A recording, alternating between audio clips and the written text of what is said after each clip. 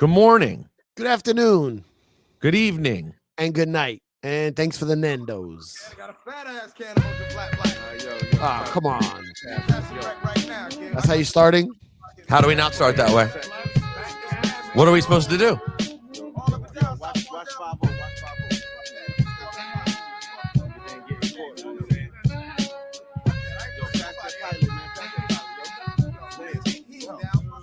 I'm out to bomb like Vietnam under the same name, Tame one. The bad one, ink flow master bastard with the magnum. I tags up quick and then I step to the exit when it's time to get septed or flex on some fresh shit. Some whack crook stole my whack. I know who took it. I know his own tag. Ladies and gentlemen, over the weekend, I don't know what the hell happened. I went to my producer Griff's wedding. Oh, you got married? Yeah, Griff got married this weekend. Congratulations to Griff and Dawn. I walked out of the ceremony, or the wedding, the party, I should say. I get in the car, I open up my phone, and I see Tame One from Artifacts died. 52 years old. Then I'm on my phone for another 5 minutes trying to find out stuff about Tame One, and I see that Hurricane G died at 52 years old. Yeesh. And I'll be honest, I've been wanting to talk with you and do one ep ever since. I know, but I was across the pond. Yeah, I know. Cipha was off, hobnobbing and so he wasn't there for us. Wow. When we needed him Wow. most. This is how you start the Rest in Peace episode? Wow. Yeah, man. So what happened? I don't know what happened to either one of them. I just saw a lot of Rest in Peace posts. Hurricane G, I know, died of cancer. Oh, fuck. She had cancer. I don't know what happened to Tame One yet. Really? But God, I just can't help but think about Redman. Tame One is his first cousin. Yep. They did records together. Blah, blah. Busting off the mad shots. It's the Artifacts and Redman coming through your fucking block. And then, of course, I know Hurricane G originally through Redman. This is the first. This is the first thing I ever remember. Of course. Mic check. I can get smooth to any groove. Relax the tongue. Let my mic take a cruise around the planet. Packing in like Janet Jackson. Pull up. She's asking if I can slam it. Yo, Redman, man, what the fuck, man? Get the fuck off that punk smooth shit, man. Get with that rough shit, man. You know how we do. Mic check. I walk around the street with the black tech. Do you know when I was young, I definitely thought that Hurricane G was a little kid. I thought that was the bit. I didn't think it was a girl. I thought it was a little kid being like, yo, what the fuck, Redman? Right. Fuck off that. Anyways, so I just shout out to Redman, who I know is like, I texted him and he wrote me back and he's, if you peep Redman, if you follow him on social and like peep what he says, he seems to be a guy who's gotten pretty spiritual and like in touch with death and afterlife. And like, so he seemed kind of, but also very healthy. He looks healthy, and he looks like he definitely looks like he figured out some life shit, some older life shit. And so he sounded okay over text message. Yeah. And I wonder if that's because he has found some sort of peace with this stuff. But man, Hurricane G, bro, is a like tough one to explain if you missed it. I was trying to explain to Natalie like Hurricane G, and I'm like, first of all, she was very talked about. She was like, there was a lot of buzz around her. Yeah. I don't know if you would say the buzz was ever truly realized, you know? It doesn't feel like it, no, but her there was biggest definitely moment, a lot of talk. Her biggest moment, Saif, you probably don't even remember this until I say it. I don't know, maybe you've thought about it. Her biggest moment was on the Puff Daddy Public Enemy 2000 record. Do you remember that?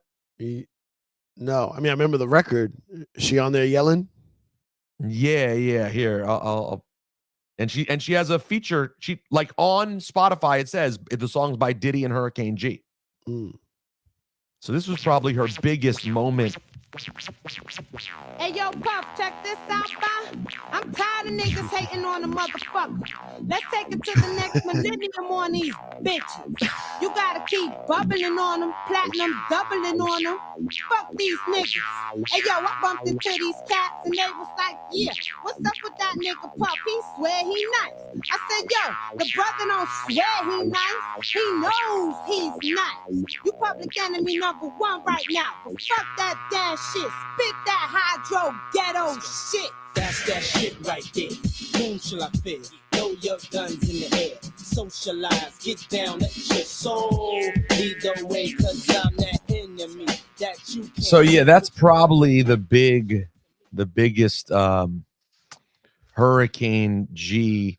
You think that's bigger than? What do you mean? That's bigger than Redman? Than what you just played Tonight's the Night? No. I meant just in terms of like she probably the biggest bag she ever got. Right. I mean, she's also Eric Sermon's ex. By the way, I've totally forgot about that until I read that he posted. You know, Eric Sermon posted, "I lost the mother of my first child." Yeah. Hurricane G, which of course makes perfect sense when you think about it. You know, everything's, you know, how easily they were around each other. So I think I met his daughter. I think I met his daughter when I DJ'd the Bathing Ape anniversary concert at the theater at Madison Square Garden. Yeah, I remember you telling me this. Yes. Yeah, two girls were backstage and they were both Eric Sermon's daughters, but different moms. Mm, And I think one of them was Hurricane G, was his first probably. kid. Yeah. Super cool. Both of them very nice, very sweet girls. I spoke to when I saw Eric in Toronto a couple weeks ago with the Just for Laughs festival. I said, "Did I ever tell you that I met your daughters at the Garden?" And he was like, "Oh, word!" Like, yeah. I was like, "Yo, they super cool." He's like, "Yo, they so sweet, nice girls." By the way, Eric Sermon, honestly, like in terms of my personal interactions, sneaky, wonderful guy towards me always. And when I say sneaky, I mean I don't talk about it a lot, but like he really has been great to us always. Yeah. And Parrish too. I mean, Parrish has been cool to me. I met Parrish when I was in college, and he was like the fact that my DJ name was PMD. He was so cool about it and made it so he did a drop for me where he called me the real PMD. Like he was just a fucking great sport. Here's a great Hurricane G moment, one that I enjoyed on college radio quite a bit. Ain't got no grits, bitch. No, papi, this is the body. We got Gucci fritos. Yeah, what up, man? What up, Shit. mierda? Con De la corazón, unidad de baby. bombeo actives by it. Ay, mira este. Anyway, que tú Sounds like quieres. Cipha's growing up.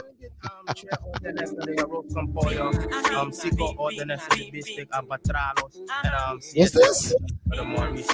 It's Spanish Harlem 2, Coco Brothers, and Hurricane G. Oh. Ahora métemelo bien duro. For me, gente, CB medallion. Oh yeah, I remember this. Everything we But do, this we isn't got- the remix. I think there's a more notable version. Hold on. That sounds like an alcoholic sample I remember too. Spanish Harlem Hurricane G. Let's see. Yeah, I feel like the video version's different. Correct me if I'm wrong. But yeah, she had a Tony Touch freestyle that was really dope. That's what I remember. I remember something with Tony Touch. Well, this song is Tony Touch. So this Oh, record is Tony Touch. right. Okay, yes. That's why I know it. Yeah, and it said Coco Brothers. Yes, That's at the So era when they were Coco Brothers. Coco Brothers, Tony Touch, and Hurricane G. Yeah, here's the good version. Here we go. Ave María purísima, coño. Los hermanos Chocolate. Directamente de la calle. ¿Qué es lo tuyo, muchacho, ah? Yo, Tony Touch is so skinny in this video.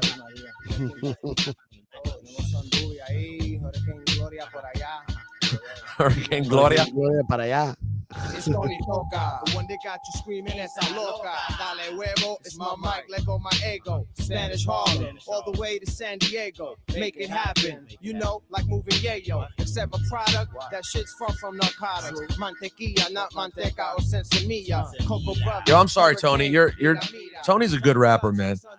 I know he's not a rapper, but I enjoy him. In a b-boy stance in my Adidas, while senoritas be screaming Buenos Dias. Rock steady, By now, you know the stilo. Mico Rio still gets down on the Lilo. Soy Taino, Indian. Welcome to my TP. Pop in the CD and let's get freaky.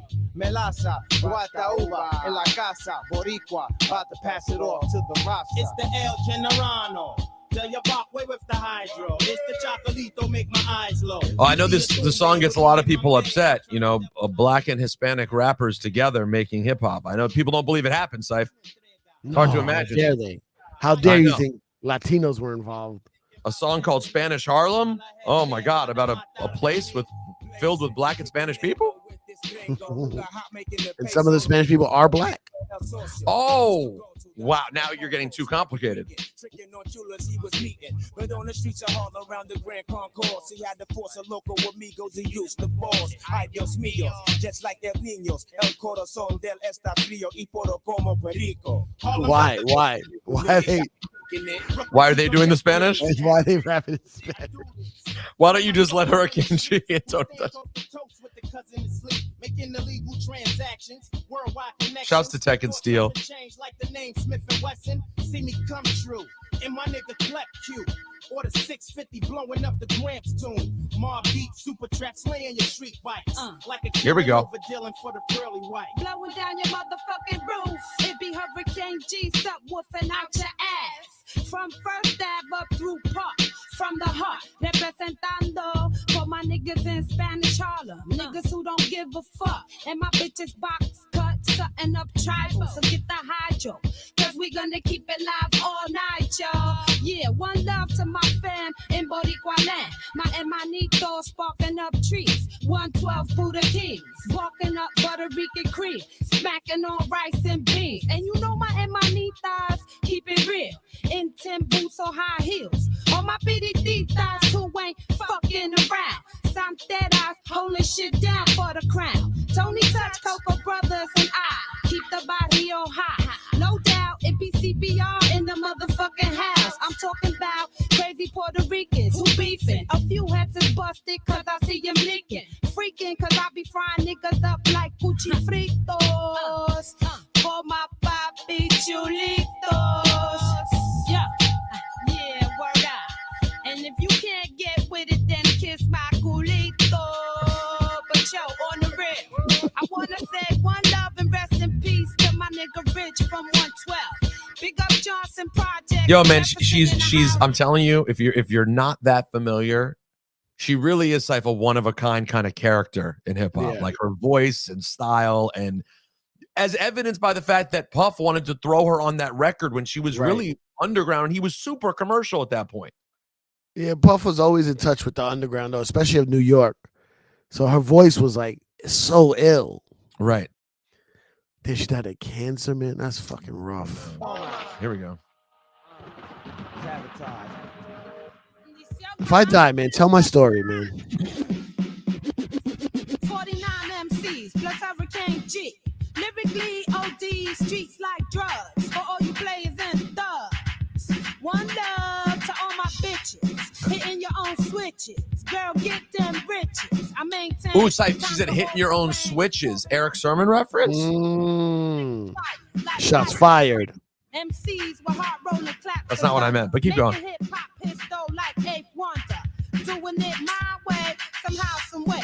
Coming up with funky fly shit every single day. Like organized confusion. Now, Cypher, as for Tame 1, I don't know if you're as big an Artifacts fan as I am, but you're a fan of their music, correct? Of course. How many times have we mentioned we wanted to have Artifacts on the show? Oh man, I know they've been like. I connect with first album is fucking fire. Yeah, I mean, I assume that everyone listening, again, that's one of those complicated things where I assume that all of you know everything that sort of made us. But this album, for like, if you were an East Coast DJ kind of head,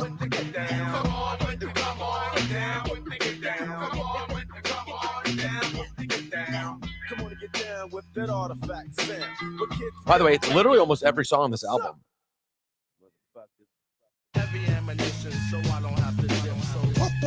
I mean, it's literally like New York 90s fucking like pure New York 90s soundtrack. Yo, by the way, here, you want to hear the definition of underground / college radio from 1994 to 2000? This record right here. Yeah. This is the definition, because it wasn't even wrong side of the tracks. It was the B side. If you did a college radio show during this era,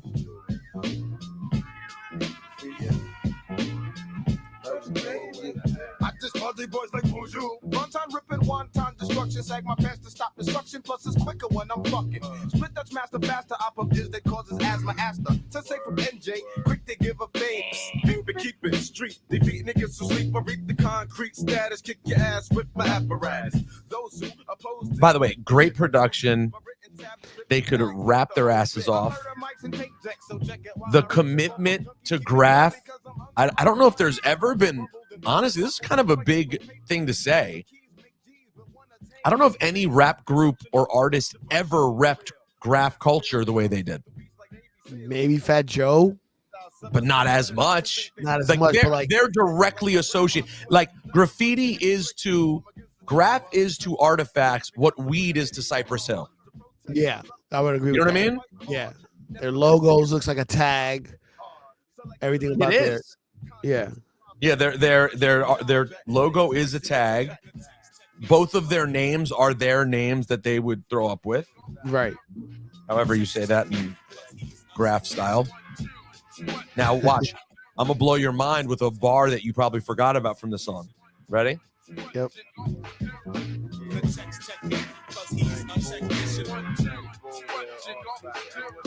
I rip rhyme charts apart, I jumpstart on the gunner. Arrest niggas like Hunter from the under, never blunder. Wonder if I get stiff, I'm bound to catch a L. Nah, never that, I'm down with Tame and MCL. Lately playing Hurricane T demos in my walk, man. I walk and I talk and read issues of the source and check out the dreadlocks and bedrock puffing in. Yo, you heard that? Check out the dreadlocks. No, you heard what he said before that? No. I got caught up. I get stiff, I'm bound to catch a L. Nah, never that, I'm down with Tame of MCL. Lately playing Hurricane T demos in my walk, man. I walk and I talk and Wow. read the source and He says Wow. lately playing Hurricane G demos in Forgot my about walk, that. man. That's crazy. And here we are. Yeah, it's like she was supposed, like, I guess something happened. She never came out. Yeah, she eventually put out an album later, but like it never happened at the time, you know, like this was my favorite album cut off of Between a Rock and a Hard Place. You remember this one? No, not yet. '90s drums.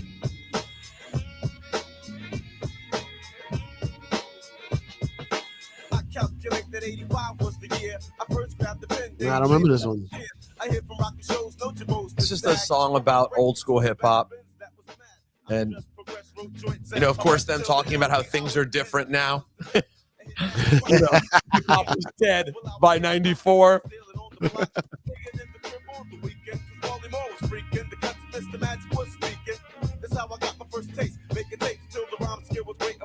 One of the great hip hop anthems to me, like songs about hip hop.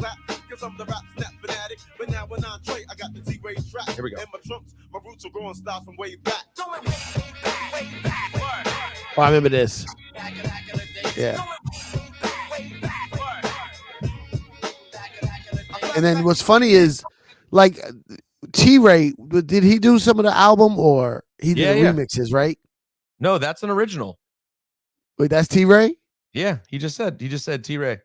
Oh, yeah, because I met T-Ray with Riz way back in the day, and he was like some white biker looking dude. I think he was from the Carolinas somewhere. We might have to get T-Ray. We gotta get T-Ray. If he's still around, God willing. Inshallah. Inshallah. I think he is. Let's hold on. Because that's a really good point. I'm glad you brought that up. When you think about this album, which is regarded as such a classic by so many people, you don't necessarily think of the producers And here's who produced it. Come On With the Get Down is Buck Wild. Yep, Buck Wild. Wrong Side of the Tracks is T-Ray. Heavy Ammunition's T-Ray. Attack of New Jerusalem, Buck Wild. Naughty Headed N-Words, T-Ray. Way back. Naughty Headed what? Nappy Headed N-Words. That's what it says? It's about their friend Edward. It's called Nappy Headed Edward. No, you can say it if it's written. Oh, because you're not saying it. You're not saying it from your heart. You're just reading the track listing. You're sure? I'm gonna do it. I'm gonna do it now. You're sure? I'm good. Literally, like what if you were presenting a Pulitzer Prize, right? And that was the name of an album. Was the name of the album that the Pulitzer Prize was I'm sorry, Naughty Headed N-Words? I said nappy. Naughty Headed N-Words. T-Ray did Way Back. T-Ray did Flexi with the Tech. Flexi, play that one real quick when you get a chance. I just played it. Oh yeah, that was Flexi with the Tech. Oh yeah, that shit is. Yeah, that's fire. That's T-Ray. That was the B-side of Wrong Side of the Tracks. Correct. I already said Which that. Wrong Side of the Tracks is a fucking, I think, one of my favorite hip hop beats ever. Damn, so T-Ray did both. T-Ray did Wrong Side of the Tracks and Flexi with the Tech. Yeah. And then Redman did Coming Through Your Fucking Block. T-Ray did Lower the Boom. Buck Wild did What Goes On. Dynamite Soul, T-Ray. What's Up Now, Motherfucker, T-Ray. And Come On With the Get Down remix, Buck Wild. Of course, we got to play a clip of that because that was. Yeah, we got to get T-Ray. That's a great one. And now we got to get Elda Sensei too. Because, by the way, Elda Sensei is the only member left. Tame 1 died and DJ Chaos died a few years ago too, the DJ of Artifacts. By the way, Buck Wild and Artifacts just put out an album that I didn't have out. Yeah. Actually had a couple joints on it. The first song's kind of fire. They just put it out recently? Hold on. I'm gonna tell you what it's called. I'll hold. Yes. Isn't that crazy? The new album was called No Expiration Date. And was this the one I fucked with? Yo, Buck Wild, bro.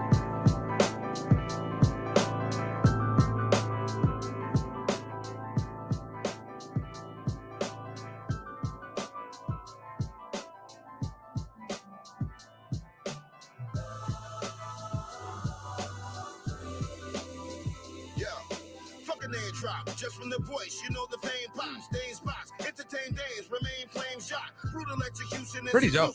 Pretty dope. No Expiration Date is out right now. Now, so of course, no one knows how he passed away. Not that I know of. Buck Wild remix of Come On With the Get Down, of course. College radio banger. I transmit the fatness over whackness with my Campbell blunts and matches. Other rappers try to catch us, but I roast them up for practice. So act like you knew or you'll be through in your division. I've been waiting and watching for you to fuck up your position. Man, listen, isn't this some shit for niggas' asses? Like when I flip the script, pause and flick my Philly asses. Yeah, that's the status of the rappers with the cabbage. Other crews can act savage, but they all fall below average. My head naps is massive and I'm evil like an evil. So it's crazy. I'll say this too. They may have made my favorite, like one of the most complete 12-inch I ever bought in my life. Mm-hmm. It was the single for this.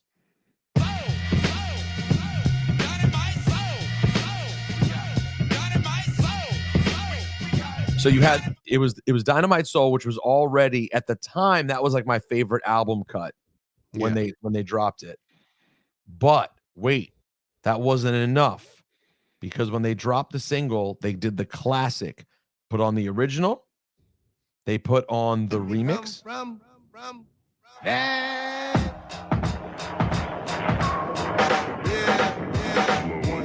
got the lip service. We got the breath control. Artifacts in the house with the dynamite soul. I remember thinking back in those days, like, so they just made a new song for the 12-inch. You know what I mean? And by the way, you know who I think this is the first appearance of? Remember this?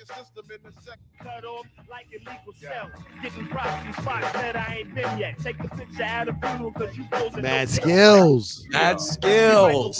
That's right. You don't know where I am, so you can beware and get a come past my location. Cause my crew, we roll mad deep like Haitians on some no fair. Send your nose Easy, man, skills. You get in trouble. Yeah. Siph doesn't condone what he just said. So Siph, you have the regular, you have the remix, but then they went to the next level and throw on a new unreleased song. Word is born as Cool Mellow Max. The artifacts came one, the 90-headed terror and MCL, the sensei.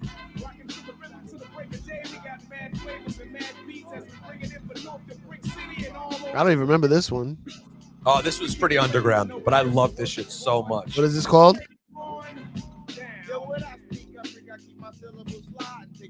It was called Who I Am. Wait, what are you playing that off of? It's shitty. It's off YouTube. Oh. On my phone. I have the 12-inch, of course, and it's they had so much good shit. Tame Yeah, one you was- hit it on the head perfectly when you said the college radio, because 90s is a very broad term. Super. And But now 90s when I say 90s in my head, this is what I think of. Right. And then everything expands from that. You know what I mean? Some people think as 90s is like, I don't know, what was the more commercial stuff of the 90s? Like, What this do is you how mean? we do it. Or just in Yeah. general, when people think back to the 90s. It could be Or a- when you say Well, I hip hop, wish. yeah, when you say hip hop in the 90s, like my mind goes to this sound that you're playing now, like these Artifacts records, Oh, yeah. Stretch and Bob. Me too. And I said Smith this in and my post on Wesson. Instagram, and I think it's important to note, like, there are groups out there that we love to talk about or play on the show that were dope, and you kind of like have a little chuckle. And then there are groups that were like really good, thorough groups. You know what I mean? Like, Yeah. and I consider Artifacts to be in that category of like, that was not throwaway 90s college radio underground rap. That was really, they dropped a fucking Well, it was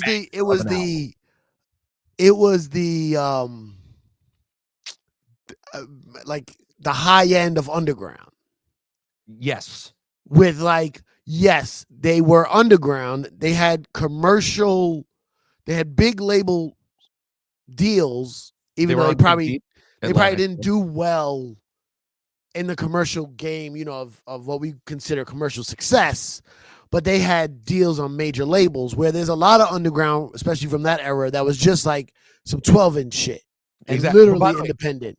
Isn't it crazy though? If we were to go back and find out how many copies they sold of Between a Rock and a Hard Place, if you were to do that now, you'd be rich. You'd be doing great. You'd be fine. But back then you were doing it with a major, and it didn't Right. sell enough to make an Oh, impact. you mean if you were doing it independently? Yeah, if they were like just stream, like if Between a Rock and a Hard Place came out right now and garnered the same level of attention and respect, but streaming, they would be Right. living a really nice life. Right. They'd be straight. They'd be touring. And then they'd have merch. And they'd have merch themselves. Now, don't get me wrong, they toured then and stuff too. But it wasn't the same. They were on promotional tours. They weren't doing big venues. Bro, I've probably mentioned this before, but if you're a new Juan Ep listener, thank you for being here. Juan Ep, in my Nassau Community College, there was a concert. It was Organized Confusion, Beat Nuts, Organized Artifacts and Common. Because that same tour came to DC and I wasn't allowed and to Search. go. And Search was on it too. Wow. Search, I think Search put it together. Is Search probably hosting it? I think Search put it together. And it was like, I remember they were like, oh yeah, we got this tour. I think it was cheap. It was like they got the tour for like 10 grand or something. The tour and was I volunteered to work it. I believe it was called Best of the Underground. Maybe, yeah. Because it came to the 930 Club in DC. Imagine you're the Artifacts or Common or the Beat Nuts. And you know, the tour's 10 grand and there's 5 groups. You're getting two grand. Something like that. You're getting $2,000 and you're happy about it. Yo, it was called. Someone wrote in my comments the other day. It was called. I got a Organized Confusion poster, not a poster, but the squares, like a 12-inch poster. Yeah. With all of their autographs on it. Wow. Yeah, I got a picture from that day too. I gotta What are find you it with Artifacts? with all of them, everybody on that tour. And I remember Pharoah Monch had the asthma machine in his backpack, and he would come off stage when Prince Poe was rapping and take a fucking hit off the asthma machine. my boy Chris Allen, who I went to high school with, who's a graffiti kid. He wrote, "Yeah, fucked up. I'll never forget seeing Artifacts, Common, Beat Nuts, and Organized do the 930 back in the day. Tame hit my book that night too, meaning Tame won. Yeah, Tagged his it book. was in the 930. 930 Club, yeah. Oh shit! And it was a weeknight, and I was my parents did not. Me going to concerts on weeknights were not a thing. And look at you now, still not going out. Still not going out on weeknights. Still not a thing. Now we know where you got it from. Yeah, I was taught very young. We don't go out on weeknights. So, anyways, in the coming days, I would like to, when things calm down a little bit, get Elda Sensei up here. Maybe Cipha have him come in studio once we're set up here, maybe next week. And then T-Ray would be a great one to get down the line as well. Also, Cipha, before we get to your stories from London town, foggy London town. God, yeah. Man, what a fucking weekend I had. Out of nowhere. Just out of nowhere, bro. What day did you find out you were going? So my show at the Chemistry set is on Wednesday nights. Matter of fact, if you're around New York City on a Wednesday night, come on down to the Chemistry set at the Fat Black Pussycat at the Comedy Cellar. Okay. So Wednesday, I'll tell you that whole story, but Dave came through on Wednesday, and then we left on London on the next He day. came through to your show? Yeah. So I found out on Monday night. Sorry, Tuesday morning. Tuesday morning, they asked me to go to London. You want the story now? What are you doing? Yeah, no. I was going to mention something else not related to hip hop. So go ahead. Tell us. Right. So Tuesday morning, I get the call. Hey, what are you doing this weekend? I had shows with Mo Ammer in San Jose, and he goes, "You want to come to London?" Dave's doing a pop up. At the time, I didn't realize it, but Dave knew he was doing SNL, wanted to start getting ready for it. Now you remember last 4 years. Dave's doing SNL. Yeah. You When? know that this week. Wow. No, I didn't know So the time, why'd I go during COVID? Was that 2 years ago? No, it's years ago. Years ago. Yeah. So during COVID, when the election between, I guess it was Trump and Biden. Yeah, it was Trump Biden. We went to Atlanta for the whole week to get ready for SNL. Well, and Atlanta was one of the only clubs. And Dave did SNL the week Trump won in 2016 too. Yeah, I know he did that. And then I'm saying the last time I was with him okay, getting ready for SNL. So we went to Atlanta because nothing else was open, but Atlanta was like, "Fuck COVID, you come on down, baby." Yeah. And then so anyway, whatever. So I get the call Tuesday morning. They say, "Hey, we're leaving. Fly to Ohio Wednesday evening, and we jump on a private jet to London Wednesday night, midnight. And we're doing shows Thursday, Friday, Saturday, Sunday." I have a question for you. Monday. Is it a more relaxing experience when you're flying to Europe in a private jet? Okay. Here's the deal about private jets, because I'm an expert now. Wow. Oh, not only a flexpert, a private jet spurt. I'm a well. flexpert in a private jet. So I don't like, okay, flying private overnight when the seats don't go back really is kind of annoying. And I know that sounds like some flex shit. But if I was good, but it's so much easier. Like you drop your car off, you walk on the plane. There's no fucking security, baggage, all that shit. You know what I mean? So it's way easier. But I got no rest because I couldn't really sleep. Where like if you fly first class, you lay down. You got the whole bed and a TV and you know what I mean, flight attendants and all that stuff. So if your flight had left, let's say on Thursday at 9 a.m., yeah, then it's fine because everyone's up all day talking, hanging out. Up, anyway. yeah, we're hanging. So flying back from London, like people were falling asleep, but like it was in the daytime. So I was talking with Dave's cameraman and Dave's security, you know, and anyway, so I find out. So then they called me. They go, change of plans. We couldn't. This is some rich man shit. We couldn't get a spot at the airport, like a window to land the plane. So we got to leave Thursday. So he goes, we're gonna do a pop-up show in New York on Thursday, and then we go straight to the airport. So I'm like, great, okay, I'll be ready Thursday. I don't even have to fly to Ohio. I'll just meet you here. Fantastic. Wednesday night, I go to do my show. Now Robert Glasper's across the street all month at the Blue Note Cafe. So I'm seeing. That's why I saw Grand Poobah the other night and Lord Jamar. That's why I saw Pete Rock. Just kidding. And then there's always people coming through around Glasper. So when I get to my show, they're like, oh, Dave's across the street. I see Dave's driver outside. They're like, oh, Dave's across the street with Chris Rock and Louis C.K. on stage at the Blue Note. I'm like, oh, cool. So I start my show. Amy Schumer starts my show because she's getting ready for her SNL monologue last week. By the way, she fucking crushed SNL, yo. Oh, really? You didn't see it? No, I saw like a couple clips, but that SNL really suits her. You know what I mean? It suits her talents really, really well. Yeah, she's good for that stuff. Okay, so she came through and whatever. So we never usually me and Will do like 20 minutes up top before we bring up the first comedian, but she was in a rush, so we just go, hey, welcome to the Chemistry. Say we got a special guest, Amy Poehler. So the show just starts with Amy Schumer. The show just starts with Amy Schumer. Yo, you can't just confuse white Amy's, Cipha. Oh, I always do. So whatever. So then we go to start. We go to start for real. Dave walks in with Chris Rock, Louis C.K., the RZA, Q-Tip. Okay. So, yo, it's fucking nuts, bro. So Dave goes on stage with Chris. Louis comes up.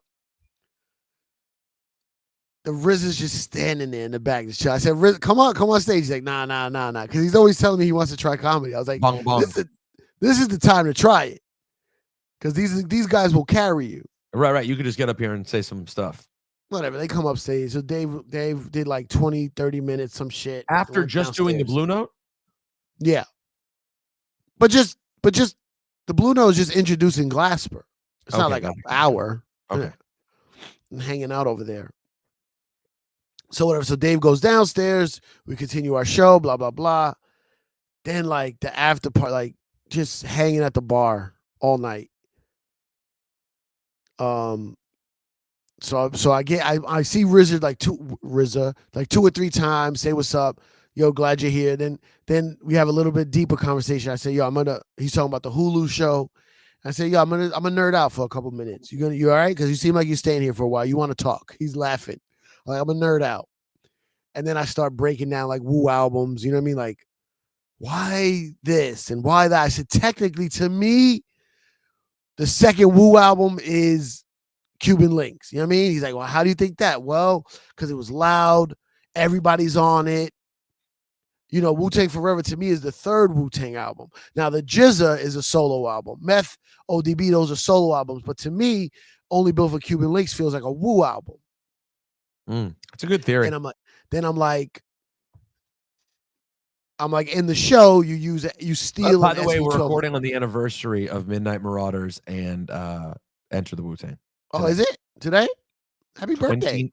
29 years. Sheesh, old as fuck. 29 years. So I go in the show. Then I start talking about the show. Like, how much do you have to condense? How much? Because I was like, I know you have more brothers and sisters. He goes, yeah, just for the show, I had to have, just my older brother, my younger brother, my sister. And he goes, how many do you really have? He's like, 11. He's like, I can't fit 11 people on the show. You know what I mean? Then I go, in the show, you stole an SP1200 from Sam Ash. Did you really do that? He goes, well, I had $500 on it on layaway, but I couldn't wait. So I just stole it. But I did pay $500 on layaway. And then I start getting into like, the Wu album was definitely made on an ASR 10. I can hear it. but it sounds like Meth album. A lot of it was SP12. Why would you go back to that? Or my theory is the Meth album was made before the Wu-Tang album. But since the Wu-Tang blew up, you wanted to put out that Meth solo album, you used what was already made. And he was like, yo, bro, how the fuck do you know all this shit? How do you know all this shit? I go, bro, I just hear it. I hear the way the beats are different. I hear the styles. Meth sounds different on there. Come on, this is what Cipha Sounds does. What I do? You know this, Anyway, RZA. whatever. So whatever. We talking for a while. Boom, Bon, boom, bon. boom. Bon, bon, Next bon. day we do a pop-up show at the stand, then go straight to the airport. Fly to London. So now he's like in full getting ready for SNL. But didn't want an American audience to hear what he was working on. Because he's talking about that. He's talking about the Oh, yeah? what? He's talking about what? What? Oh, really? Yeah. Oh, boy. So He's talking about... it's interesting. What? He's talking about... Yeah. And amongst other things, but that's, But it's in there. yeah, it's in there. It's gonna be something good. So we get out there. How do you think I'll feel about it? I can't say. This for Patreon? I don't know if this is Patreon. I ran into a couple Juan Eppers out there, Oh, you did? and they were like, "Hey, man." One guy goes, "Hey, man." He goes, "I pay more for Patreon than Netflix." I pay so much. Or was it for Netflix? your How much is Netflix? Patreon. Maybe not. Whatever. He goes, "I pay more for your Patreon than Netflix." He goes, "Can you tell me when you're doing stuff so that we can come and support?" I was like, "That's a solid That's a point you're making, fair- sir. Fair It's a point. solid point you're making." I spend a lot of money. I just want to get to support you, my dude. So, first day we're out there. Who popped up? Oh, God. This is where we get into... I'm just gonna list them all, It's time to introduce... Hold on. bro. Okay, No, hold on. Let me set it up. Right now, as we continue on, as we proceed to give you what you need. Oh, it's There's funny one- you say that. Real quick, sidebar. The day, my boy Steve from the Comedy Cellar, he died, passed away. Yeah. Security guard. It was very, very sad. Yeah. Tom Segura calls me, Mm-hmm. and Oh, wait. You said Tom Segura's called you? It's time then. what time? Yo, here we go, Mr. Name Dropper, Mr. Name Dropper, name Dropper. Number one name dropper. Name dropper, number one name dropper. Name dropper, number one name dropper. Name dropper. Okay, So Tom Segura Tom calls Segura you. calls me. He never called me before. He Okay. texted me, but never called. I thought he was calling to ask about Steve because I had just put up that post. Who died the same day as Steve? This is a horrible thing to say. Offset. Who died last week? I mean, Takeoff. God, Takeoff. Jesus Christ. Damn, that's the same Takeoff, thing. Yeah. By the way, So he those names calls are me hard and he because they goes- both have an off in it. Yeah. He calls me and he goes, hey, you're on Two Bears podcast, which is him and Bert Kreischer. Hey, you're on Two Bears podcast. It's very one up of him to do that. Yeah, and I go, I'm literally at the dentist's office with my daughter about to get her tooth removed. She's fucking shaking in her boots. Oh my God. And Steve just passed away. And he goes, you're on with me and Bert Kreischer. So I was like, okay, turn on Cipha, right? And I go, what's up? He goes, you know everything about hip hop? I go, yeah, I tend to think And so. your daughter's like, Daddy, I'm scared. and you're like, shut the fuck up. I'm on a podcast. So I go, you know everything about hip hop, right? I go, yeah. He goes, it's known Puff Daddy's not to be fucked with, right? I go, I don't know. I go, what? I need context, Tom. I need context. What are you talking about? And apparently he got into like a shouting match with an actor from Power. Did you see that? Yeah. Couple on Halloween. Yeah, Halloween. He was dressed as a Joker. He goes, "Oh, Puff Daddy. It's known Puff Daddy's not to be fucked with, right?" I go, "Yeah." I don't know how you mean it. I go, I don't know if Puff Daddy's known to scrap with you in the street, but I know some shit will happen to you later. And they're like, you know, like, okay, so he can't fight. I said, no, I think if it went And down, he is willing to scrap too, I'd say. that's what I'm saying. I said, I think he would avoid it, but if it was about to go down, I don't think he would run from a fight. But you know, he's not Suge Knight, you know, drive-by shootings. Right. No. You know what I mean? So anyway, the reason why I mentioned that is because while I was in London, a lot of people started hitting me like, oh, I hear you on people I don't know. Like, I think I got new followers. Oh, Tom told us to follow you. You're on Two Bears. Da da da da da. Like, okay. So I'm just gonna list the names before I name First drop them. I'll night? just list. All right. So in London, there's Naomi Campbell, Erykah Badu, Andre 3000, Jack Harlow, Usher, Skepta, Kendrick Lamar, some actors from the show Top Boy. Am I missing something? You said 3,000? Andre 3000, yeah. What about the Mighty Brian Mos Def? Barber. Mighty Mos Def? Mos Def was not there. Brian Barber, who did like a lot of Outkast videos and directed Idlewild. Because like I'm giving you all the rap shit and the artists, but there's also like tons of just fucking dope ass people. Like on Andrew, who's the keyboard player for Sade, who's now my boy, and his wife Steph. So they're there hanging out. It's a fucking vibe, bro. And what It's are a you vibe. doing during this whole time? Okay, so most of these people, some You are can't at the just name shows. drop the whole time. You got to do. I just wanted to get all the names out. No. I mean, when you're there, you can't just be name dropping to each other. You have to actually be doing something. Okay, so first of all, when you're with Chappelle, they come out. Oh, when we were at the stand the night before we flew to London, Madonna was there. Madonna was just at the stand nightclub, like comedy club. You saw her. How'd she look? Weird? She looks weird, but I've seen her before with Dave. She's friends with Dave. Yeah. So, all right. So one night we're doing a show and they're like, "Oh, Erykah Badu's DJing at the Soho House, Shoreditch House, Shoreditch House." Oh yeah, the Shoreditch House. Sure. So the night before, Brian Barber was there. He's like, "Yeah, Andre's in town, but he went to sleep early. He's gonna come out tomorrow." I walk into the comedy club, whatever night that was, Saturday night, Friday night, Saturday night. I walk into the comedy club to set up the turntables real quick, and I see Andre just sitting in the audience. It's fucking crazy. Like, I'm about to do stand up in front of one of my fucking heroes. You know what I mean? 3 stacks, baby. And he got such a distinct laugh. Yo, he was laughing the whole time, bro. It was, bro. It was a moment. It was a moment. Wow. So we go up there. So Dave's like, Erykah's DJing at Shoreditch House. As soon as I'm done, I'm walking right out the door.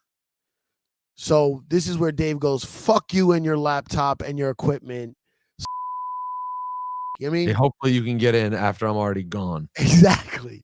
He's like, I'm walking right out the door. So I'm like, And okay. What control? Do you bring a controller out there? No, not when you do shows with Dave, they just rent them. Okay.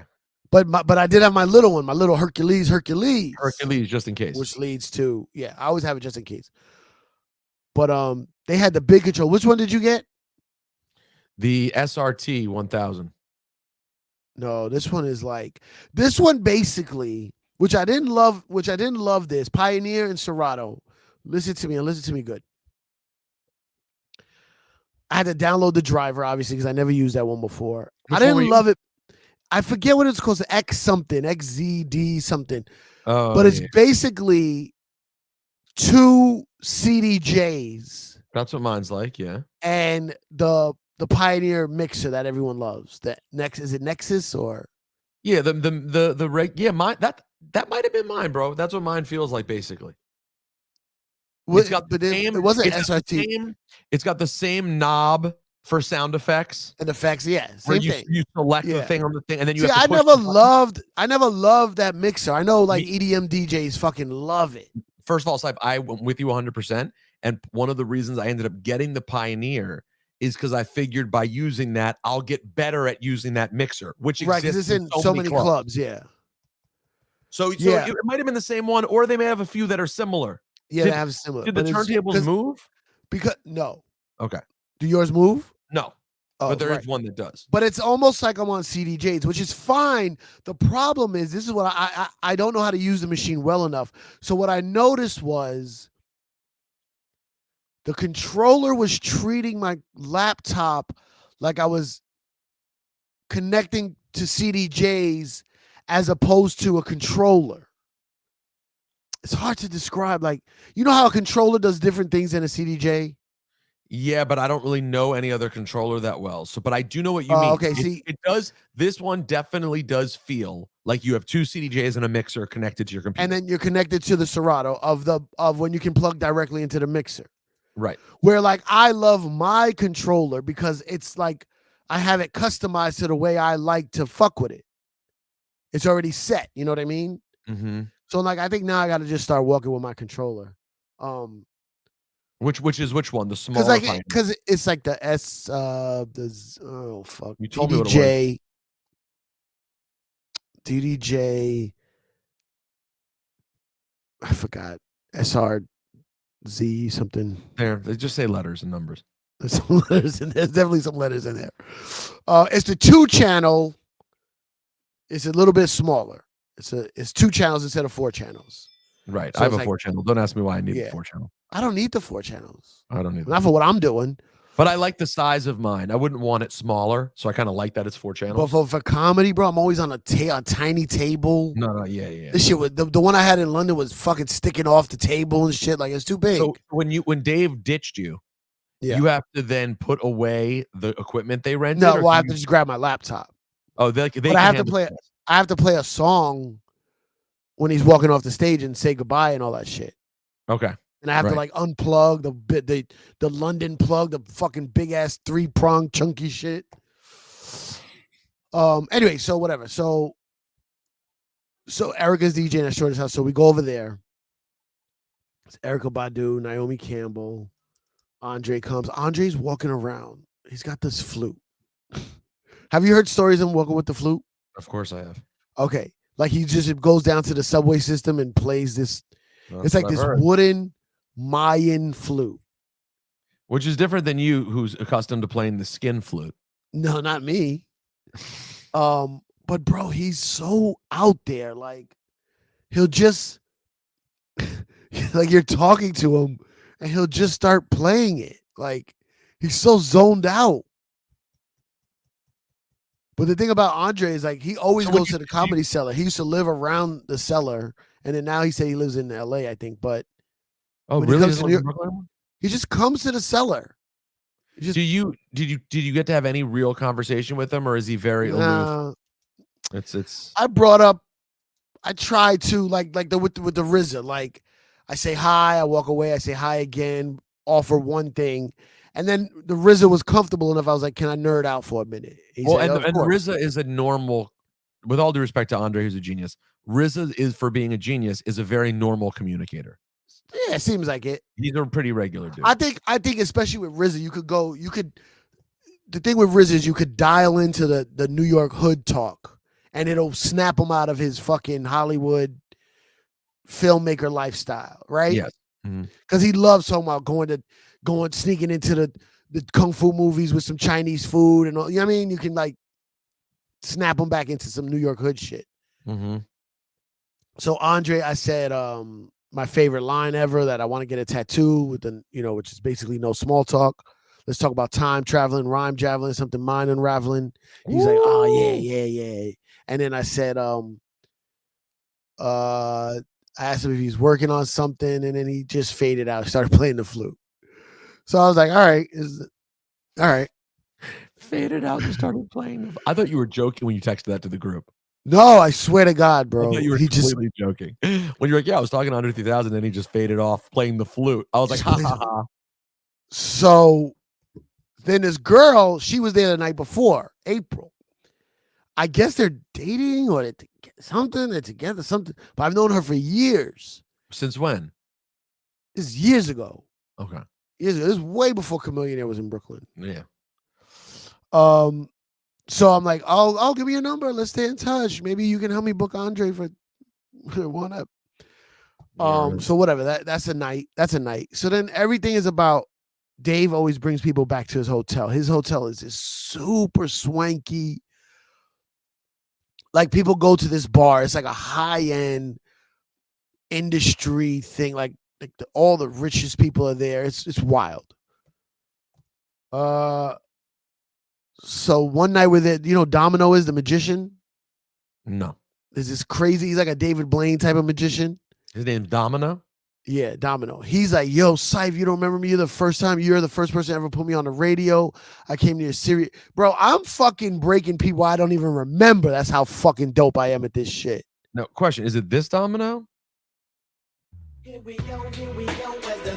No, not that one.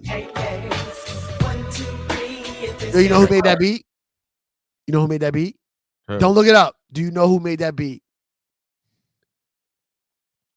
Is it a West Coast producer? It is. Do you know who made that beat? Is it a very highly regarded West Coast producer? Yeah, I think in West Coast terms, yes. Don't look it up. I'm not. Daz. Nope. Give you one more shot.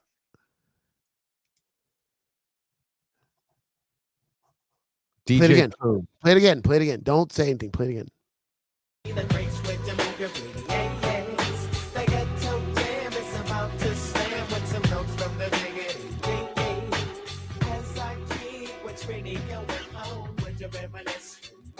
Saturday morning, just getting up with the hangover, smelling like I fucked. I really can't remember because I'm still kind of faded. So I close my eyes and thank God that I made it. Now I'm getting flashbacks of some OJ with the green glass. No. You don't have it. You don't have it. E Swift. No. LAJ. Battle Cat. Battle Cat. Battle Cat. Now play it. Tell me if you hear it now. Yeah. It's like the vibes in the background. I think Battle Cat dissed me on Tell me that. What? Okay. I think Battle Cat dissed me on Instagram. I don't even know what I did. It's another person who Why? hates When? the G. No, I don't know. When? No, this is years ago. Years ago. How But long? there was years ago, but there was something going on, and I looked in the comments, and Battle Cat had said something nasty, and I was like, "What the fuck?" I was like, "I love Battle Cat." This whole game for me is just a constant finding out who fucking hates No, me. because you don't shut your mouth. I should just be a good little Jew and keep my mouth shut.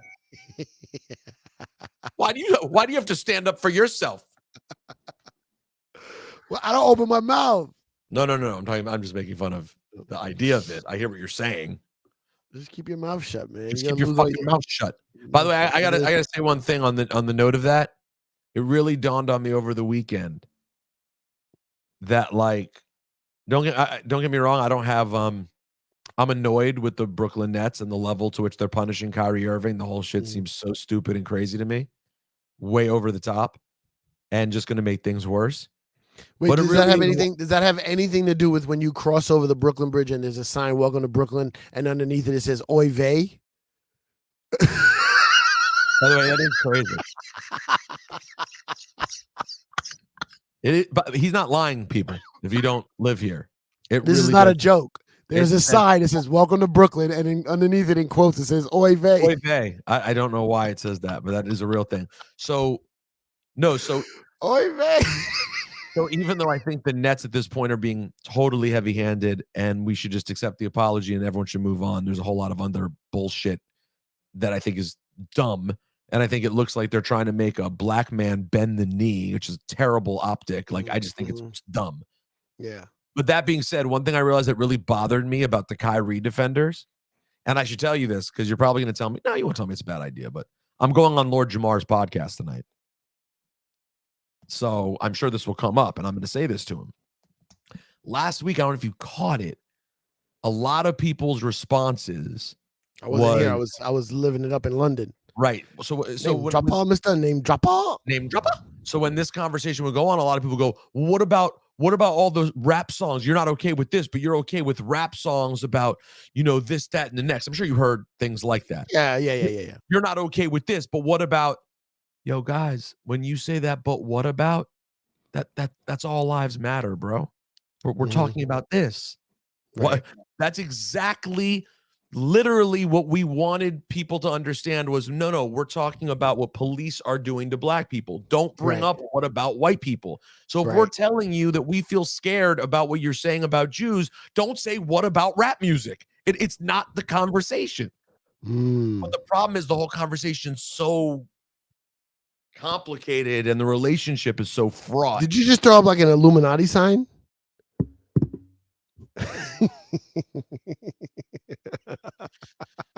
Anyways, wish me luck tonight with Lord Jamar. I think it'll be fine. When is that going to be on? Is that live? I think he does it live on YouTube. You're going on there, huh? I'm going on. Because you know why? Him and I have been talking behind the scenes, and I realize I'm like, it's one of the very rare circumstances where us having like a thoughtful conversation could maybe be useful to a few people. Like, I think we could find enough points to agree on. What time is that? He said 8 o'clock. Build it short. Learn your supreme mathematics before you go on there. Okay. All right. So, did you finish name dropping from London already? No. So anyway, real quick. Okay, so we go to the swanky spot. I walk in. Skepta's there. Ooh, hey Skepta. Skepta's there. Handsome devil. Skepta never really. He shows love, but not really. He doesn't care. Well, he's so yeah. I get the sense that he's out of here in a different. Yeah. Stormzy. I'm a Skepta fan. You know what I mean? And I thought he'd be excited to see me. He didn't really give a fuck. Damn. He didn't give a fuck. I bet Dizzy Rascal would have shown you mad love. I don't know Dizzy Rascal. So anyway, so the next night, I bet MC Solar would have stopped everything to talk to you. He's French. You get the idea. So the next night, so the thing is, why I have my small controller is at any moment Dave's like, "Yo, hop on." Now this place is so fancy, and they don't even let you put the music loud because their neighbors complain about the bass and all this fucking wild shit. But I got the manager of the hotel telling me turn it down. I got Dave yelling at me turn it up. It's very annoying. Did I say Usher? Did I name drop Usher? No. Usher was there too. Wow. Name dropper. Usher came to the show. Everyone wants to come to the last show, and the last show was the shittiest venue. I wish they would have came to the other ones that were really nice venues, but that's the one they came to.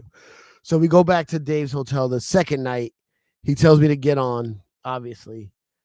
I mean, it's two turntables in like an old 70s looking mixer with knobs. It's just like, it's all of the aesthetic. You know what I'm saying? There's vinyl. Oh, they have vinyl there. There's vinyl. There's always a girl. Every time I've ever seen a DJ, there's a girl. It's like a cute girl DJ with vinyl and playing weird soul records. You know what I mean? It's like, you don't whatever. know, right? It's fucking generic. And then we get in there, we hood up the place, but everyone knows Dave in there. He's like he stays there all the time. So Erykah Badu's there, so I'm DJing, and she keeps staring at me. And first of all, remember back in the day on the radio, we made that joke about her looking at Kendrick, putting him in the trance, and she was about to steal him away from us. Mm-hmm. Her eyes, man. Oh my God, I see how she got those people in the trance. Absolutely. She is. I meant to tell you when I was the night before when we were at Soho House, Andre's playing the flute and she's burning like sage.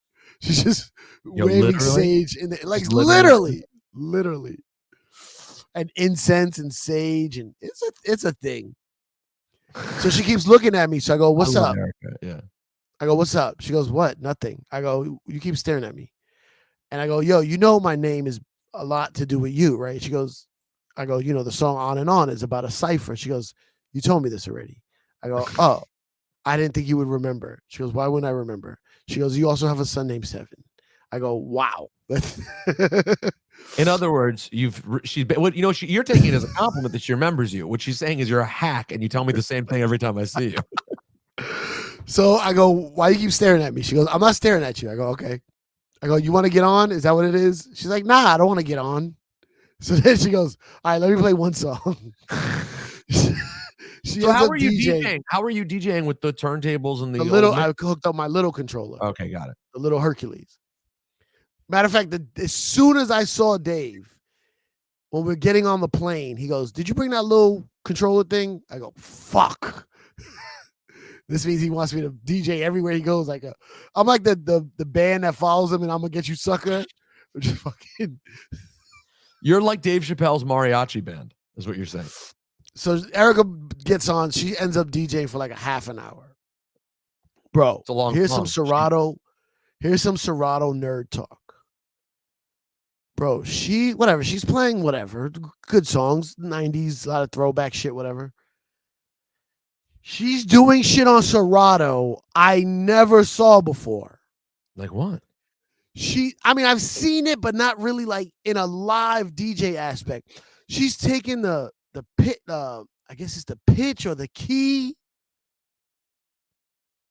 the octaves, whatever. She's hitting this plus minus shit. So it'll be like she's looping like a Dre song. Like she loop a part of it. It's like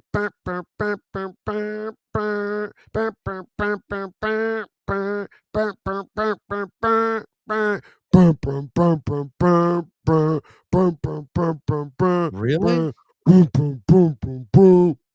I just want to fuck you. Yeah. And it's like, I just want to vote. And I'm like, why is she doing? Then she'll start mixing another song, but she'll raise the key of that one or the pitch of that one higher. So I'm like, and it's like, initially it's off-putting as a DJ. Right. And I try to like get out of my DJ brain and listen as like a fan. And she treats Serato like a musical instrument. But that's what it's supposed to be. But I don't treat it like that because I treat it like, hey, I'm a vinyl New York hip hop vinyl DJ. We got it wrong. No, that's why I love the new controller. Cipha, Natalie was like, hey, I'm moving in. You have tons of shit. That's for another day. I'll tell you guys all about that. But like, she moved in, mad shit. She's like, Peter, can we move your 1200s and your 12 inches to the summer residence? And at first I was like, what? I need to have my 1200s. And then I was like, wait a second. I've been playing with my controller every day. I'll set up the turntables there. I'll keep the controller here. Yeah. And I'm using the controller now all the time. And I'm like, I've been spending all this time holding on to the fact that I'm a vinyl guy who doesn't want to use a controller instead of getting good with the controller. That's what Grandmaster Flash would want us to do. That's what you think, but why are we purists? Or is it that we're purists? Because you know what it is? I'm off. I've been on the controller. I love the controller. I know. Yeah, you've been comfortable with them for a long time, but you're still treating yourself like a vinyl DJ using 100%. I'm a New York hip hop vinyl DJ that had to adapt to technology, but I still treat it like I organize my playlist, my crates in Serato, like my vinyl crates. Literally, I still have my old playlist. If you look at my old playlist when I first switched to Serato, I just copied my actual crates. Right. And then from then on, I created new crates and created new folders and blah, blah, blah. But the original ones that I still have are copying whatever date, 2005, I switched to Serato. That was what was in my record boxes. Well, and here's the question I would ask you and all people like us when you're hesitant about using a controller. Are you a hip hop purist or a vinyl purist? If you're a vinyl purist, then I get it. You don't want to use anything else. Correct. But if you're a hip hop purist, don't think it's not hip hop to use the best technology possible. It's not that. It's not even just the best technology. It's that hip hop in the early days was creating its own technology. Nothing that we do with the turntables is in the owner's manual of a turntable. Right. Well said. We did it our own way. We put a quarter on the needle. Like if you showed the engineers at Techniques that people were putting quarters on the fucking. But you used a quarter. You didn't use a dime. Whatever, a coin. They'd be like, "What? Are you crazy?" And we're like, "Yo, I need that weight, bro." But no, by the way, if I saw your turntable and you had a quarter, I'd go, "What? That's way too heavy. You need to use a dime." And by the way, we did. We all had dimes taped to our. Which, by the way, I don't. What's it do called it again? Head shell.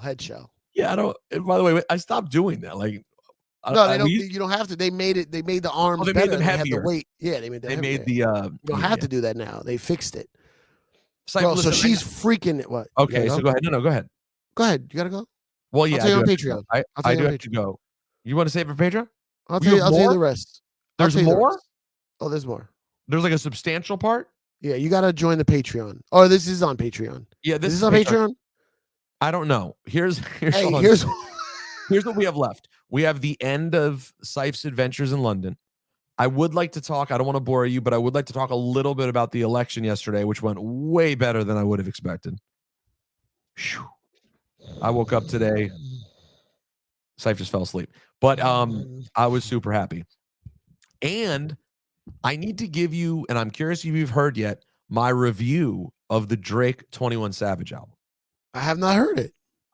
So you should listen. I've not heard the album or the review.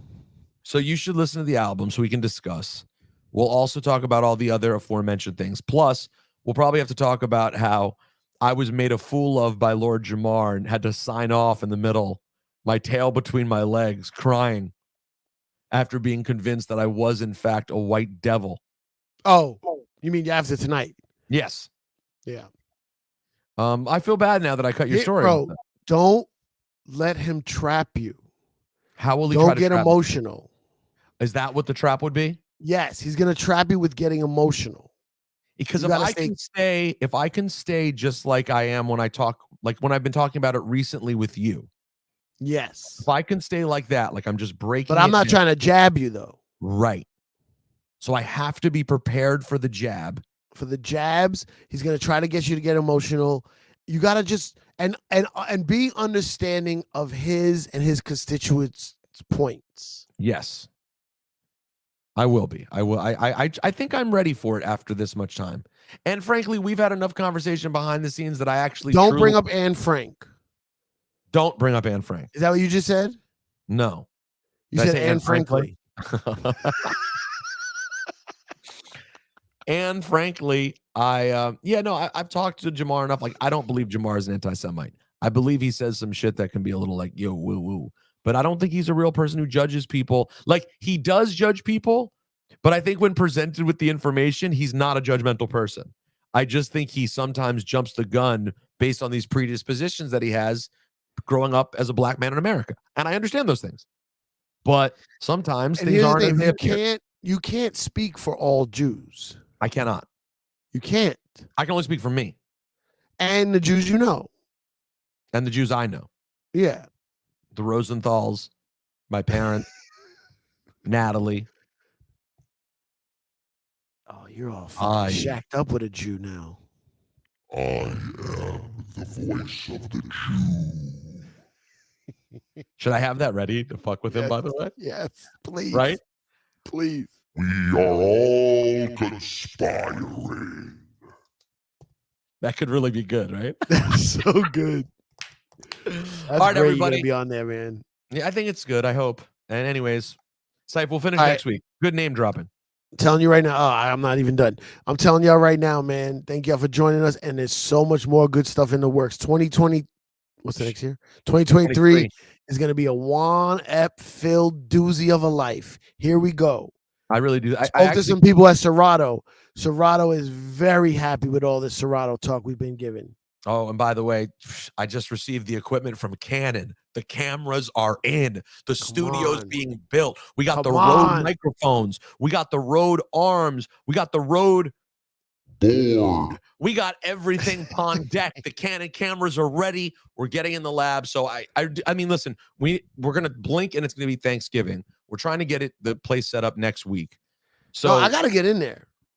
Well, you getting in there is kind of different than the studio being set up. You know what I mean? Facts. I mean, you can just sit your fat ass on the couch. You know what I mean? Easy. Sorry. Anyways, guys, we love you. And peace and blessings. That's right.